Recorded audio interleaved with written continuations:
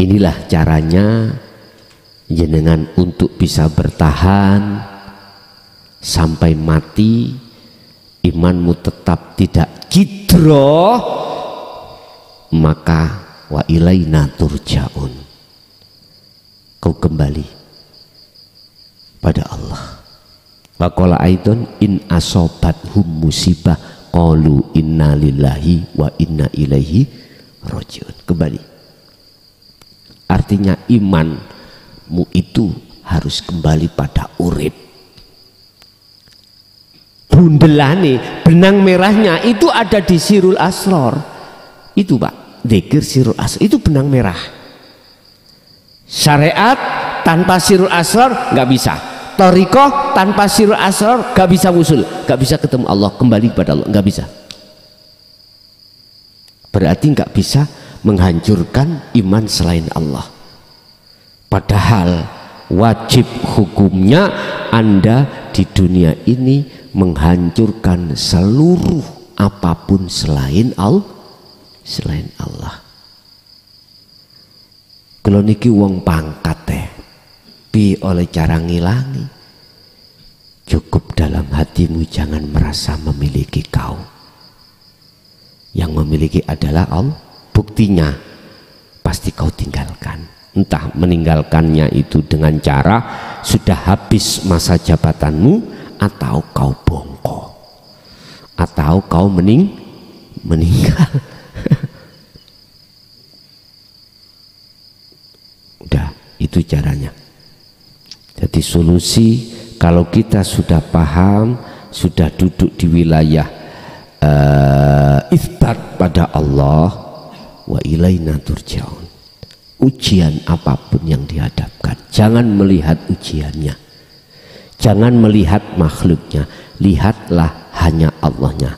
Dengan cara jatuhkan imanmu hanya pada urip yang berperan, jangan siapa-siapa.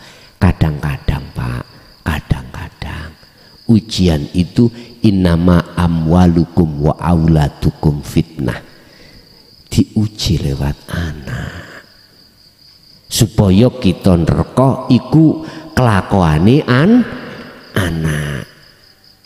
Kadang juga istri, kadang juga suami. Lu nek jenengan tidak selalu memegang bil urwatil wuthqa, memegang tali Allah ini, mohon maaf Pak, kalau kita tidak berpegang teguh tali Allah ini, iman rasa ini, jatuh. Tapi jatuh Anda manakala tanpa kau sengaja, wala bagin wala adin innallaha ghafurur, karena itu sebagai prosesmu untuk kesempurnaan dalam kemakrifatan di makom jam'i, makom maksum. Kalau kita bicara maksum, yo maklum Pak, setiap detik selalu koneksi. Lah kita masih di makom fanaul musyahadah atau musyahadatul kamil. Yes maklum, dan itu nggak salah, dan itu logis, karena sepandai-pandai tupai melompat, suatu saat jatuh juga.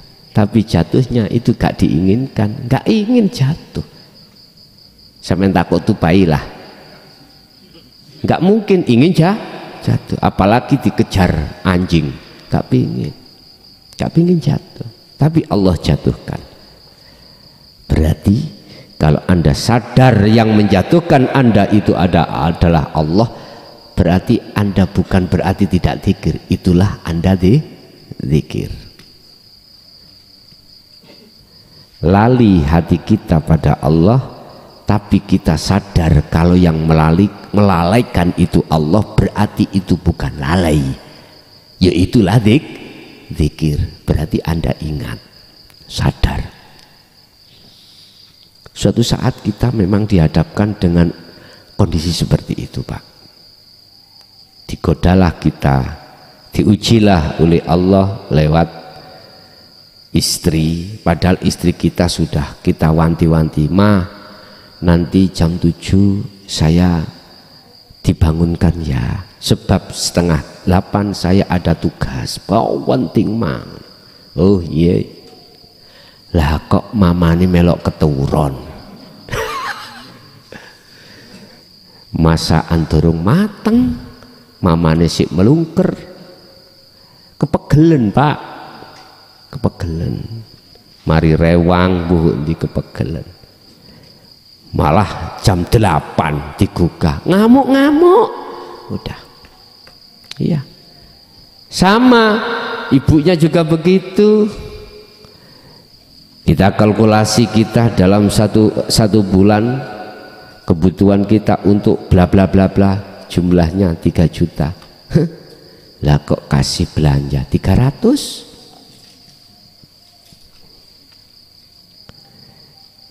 ribu. Jadi antara in dengan out gak imbang, ngamuk-ngamuk. Tapi kalau mama sini sih enggak gitu, ya dah, enggak. Mama sini, mama sana sih ngeroweng kayak gitu. Kalau mama sini sam'an wa ta'atan, ayem hati karena melihat Allahnya yang ngasih. Matur suwun. Kalau kita tidak libatkan hati kepada Allah, tidak kembali pada Allah, siapapun lah Pak, mesti muring-muring, mesti amarah, mesti ganjel nih hati, ganjel banget. Lewat ajaran ini biar ganjelan-ganjelan dalam hati kita yang selalu menggerogoti hati kita. Ala bidzikrillahi tatmainnul qulub. Ingatlah, hanya kesadaran hatimu, hanya ingat pada Allah lah, hatimu akan damai. Berarti andalah yang dimaksud seseorang yang telah kefanaan, kehancuran atas segala-galanya. Sugih yo gak rumangsa awake sugih, pangkat yo gak rumangsa awake pangkat, apapun tidak merasa memiliki, justru di dalam hati adalah semua milik Allah. Ngomong gampang, biasanya ngoten, ya dah. Tapi mungguh jenengan aku yakin laku yo semudah jenengan ngomong, karena sudah tahu bahasa ngomong gampang ngelakoni angel itu cuman kanggo orang-orang ahli hijab. Wa minan nasi may yaqulu amanna billah. Lu jelas sebagian besar manusia itu beriman, berkata beriman kepadamu Muhammad, aku beriman kepada Allah dan hari akhir, tapi wa mahum bimu'minin. Katakan Muhammad, kau biar tahu ya, saya kasih tahu, kata Allah, wa mahum bimu'minin, sebetulnya mereka itu tidak beriman. Buktinya mana? Hati kita masih merasa atau mengimani air ini bisa mendatangkan manfaat, baygon ini mendatangkan mudor. Lah itulah bukti. Oh kok gak bojoku kerjane giat, gak 3 juta bos. Lah dia beriman yang aweh, yang kasih kebutuhan itu suami. Hati beriman terhadap itu karena kesedot atau ketarik oleh fisik. Itu tadi imannya fisik. Padahal tidak kau sadari di dalam suamimu itu ada Allah. Tanpa itu nggak akan pernah bisa memberikan 3 juta, nggak akan. Tanpa itu suamimu nggak bisa nyapo-nyapo. Hakikati kita itu kalau sudah sampai di situ Pak, itu loh Pak, seperti patung gitu loh, seperti patung. Lah bagi orang yang sudah masuk di wilayah musyahadah ini ngapunten, walaupun nyun sewu hati ini sudah gelap, sepi, gelap atau sepi dengan urusan dunia, anteng hatinya. Justru keantengan hati itu di saat seperti itu. Walaupun jasmaniah jenengan ini dalam keadaan miskin, tetap hatimu akan damai. Berarti sudah tidak ada dunia, tidak ada selain Allah. Artinya Bapak Ibu, di tengah malam yang seperti gelap ini, sepi sunyi, tapi indah. Di belakang kegelapan malam itu ada keindahan. Apa? Bintang akhirnya kelihatan, bulan kelihatan, indah toh Pak ya? Indah. Walaupun di siang hari, artinya apa Pak? Jenengan kalau sudah di wilayah sadar diri, imannya hanya pada Allah, sugih gak sugih, pangkat gak pangkat, itu mungguh hati sampai tidak bisa menjadikan penghalang kepada Allah, karena itu semuanya sudah hancur dalam hatimu, sudah tidak kau imani, imanmu hanya pada Allah.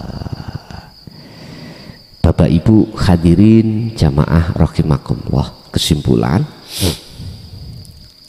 ada dua golongan, dia di dunia sampai mati dia belum mengalami kehancuran,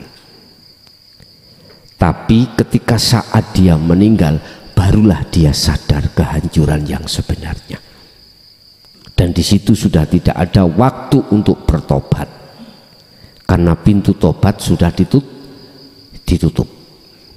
Satu, inilah golongan yang merugi. Yang kedua, golongan yang sudah menghancurkan iman selain Allah di dalam hatinya. Berarti jenenganlah golongan yang mengikuti jalur dari apa yang telah ditekankan oleh para rasul tentang dinul haq ini. Dan disitulah mengarahkan hatimu untuk memusnahkan, menghancurkan atas segala apapun. Kalau itu sudah selesai, maka muncullah, nyatalah hakul mubinlah Allah itu, la ilaha illallah al malikul hakul mubin, maka nyatalah Allah. Lah, siapa yang sudah di wilayah ini sebelum meninggal mesti bahasa syariat matine husnul khotimah, mesti.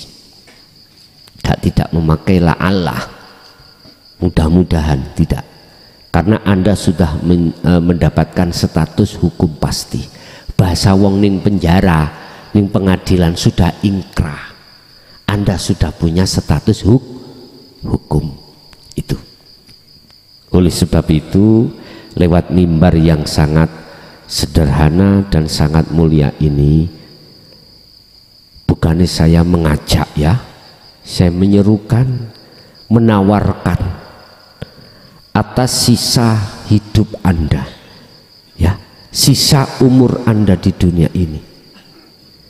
Oleh sebab itu, lekaslah, kembalilah imanmu hanya pada Tuhan, hanya pada laisa kamislihi syai'un. Terserah Anda berbahasa Allah, terserah bahasa Allah, terserah bahasa Sang Yang Widi, Sang Yang Sekerta, Sang Yang Dumadi, monggo, itu semua nama, semuanya masuk dalam laisa kamislihi inilah. Tapi yaitu resikonya Anda hatimu akan gila padanya, dan tidak akan gila pada selain padanya. Hanya itu pun. Bapak Ibu hadirin, sesuai biasa, habis penjabaran materi, kita langsung masuk pada sesi tanya jawab atau dialog. Barangkali ada yang perlu dipertanyakan, monggo kami persilahkan.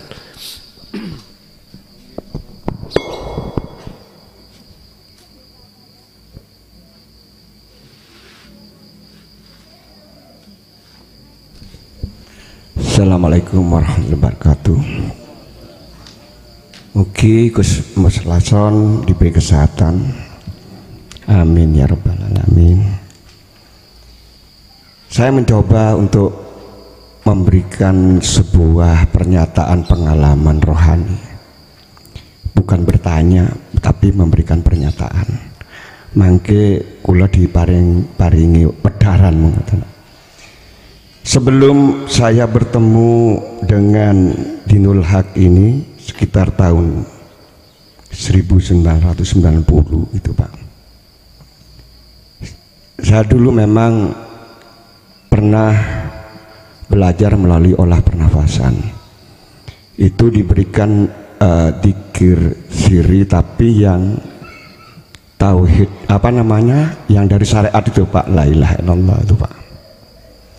Dari situ saya mendapatkan sebuah pengalaman satu langsung saja.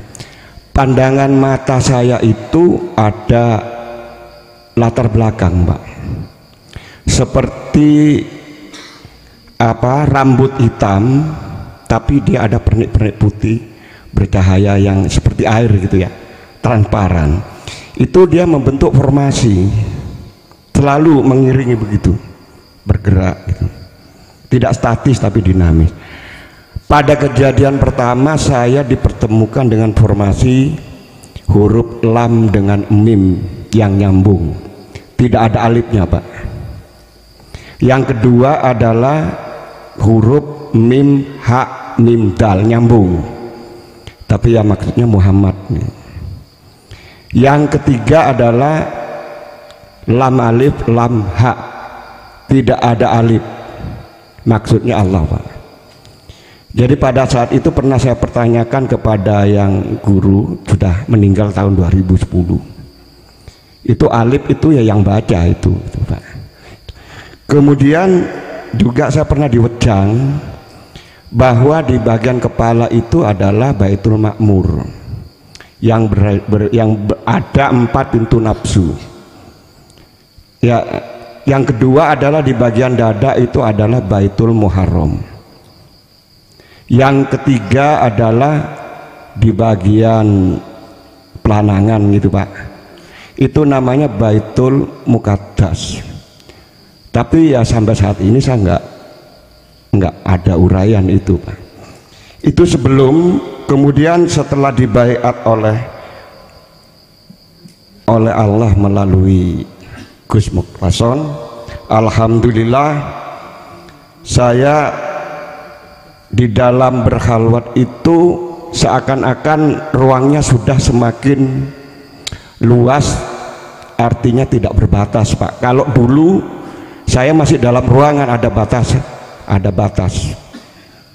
Ini kalau sekarang udah ya seperti di luar ya, di hamparan yang nggak ada batas.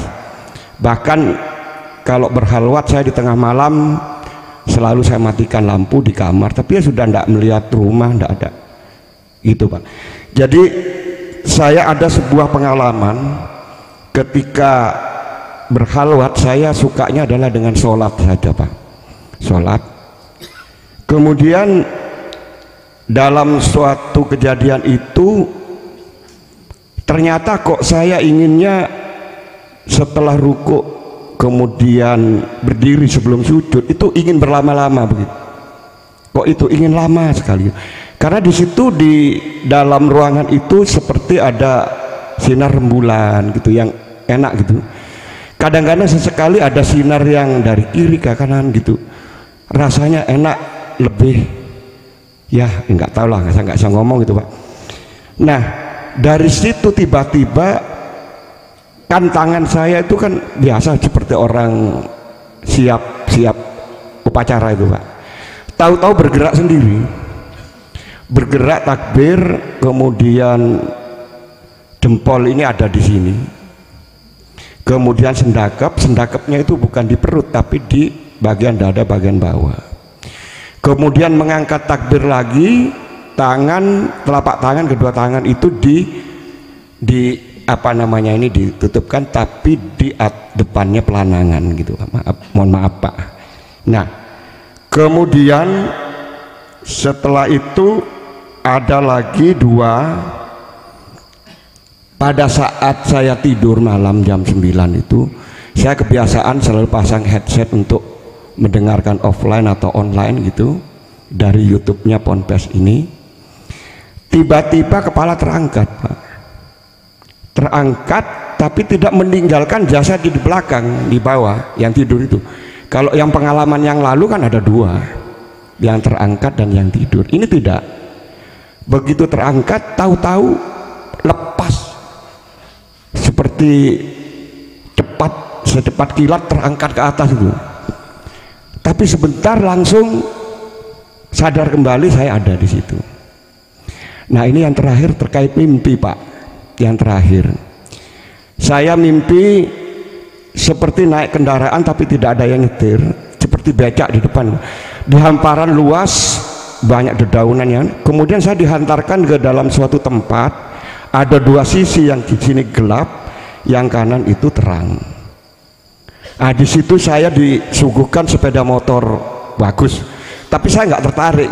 Saya tertariknya melihat yang di depan ada lapangan terang, kok ada orang yang banyak baju putih di situ. Namun saya digeret ke sebelah kiri. Setelah dibawa ke kiri, dihampiri, dia mengaku istri saya, Pak. Pak, kok aneh. Biasanya istri saya kan enggak pernah ada urusan kalau saya di luar terus ngikut-ngikut, sudah pasrah.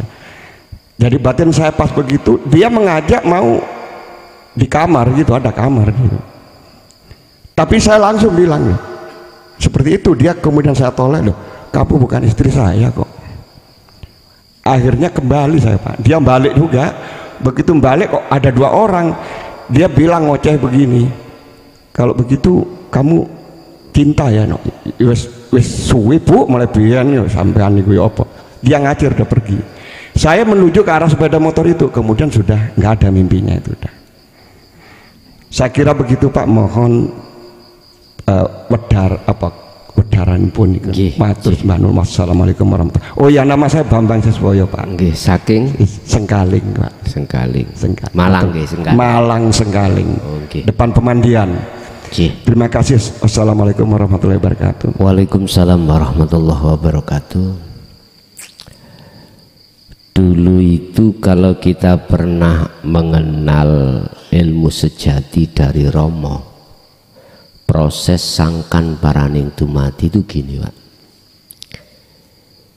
Di dalam roh nyawa itu Allah siapkan rasa. Jikalau rasa itu dikembangkan, dijalankan lewat meditasi sadar diri, akan muncul cahaya. Di dalam cahaya akan menemukan urip. Kalau bahasa Quran itulah sistem innalillahi wa inna ilaihi raji'un. Dalam thariqah itulah sistem suluk sisalik menuju wusul. Oke. Kita dihadapkan 3 makom manusia ini. Kalau ngomong sifat, kita dihadapkan diri ini 2 sifat. Pertama sifat basariyah, kedua sifat basirah. Makom 3 tadi adalah muhadharah dan mukasyafah, tempatnya di sifat basariyah, di mana kita masih diperlihatkan oleh Allah tentang kasar dan gaibnya makhluk. Muhadharah kita ditemukan makhluk kasar niki, kasar. Di mukasyafah kita diperlihatkan Allah kegaiban makhluk seperti jenengan waktu khalwat dalam sholat tadi, gitu. Terus jenengan khalwat dipahamkan Allah Baitul Ma'mur, ya ta?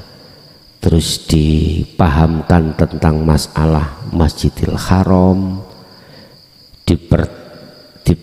dipahamkan tentang masalah Baitul Muqaddas.